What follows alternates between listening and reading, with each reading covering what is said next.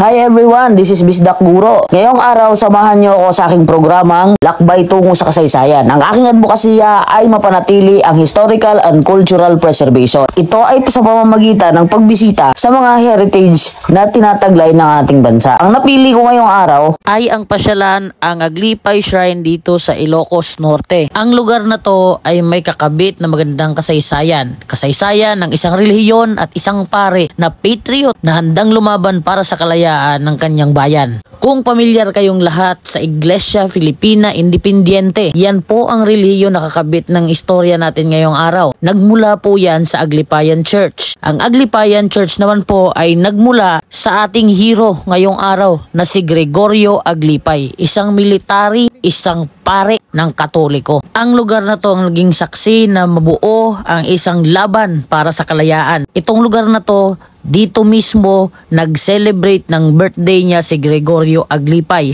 at dito napagdesisyonan ng kanyang mga kasama at pati niya na magkaroon ng revolusyon at humiwalay sa Rome. Sa pagpupulong na ito ay naganap rin ang pagkakasundo nilang lahat at nagbigay ng blessing si Gregorio Aglipay na mabuo ang isang bagong bayan na kalaunan at hanggang ngayon ay tinawag bilang Pinili. Ang lugar ng Pinili ay kung saan matatagpuan mismo ang shrine na ito. Huwag nating kakalimutan na ang tao, lugar at ang kasaysayan at pati ang relihiyon ay magkaugnay. Istorya mo, sagot ko.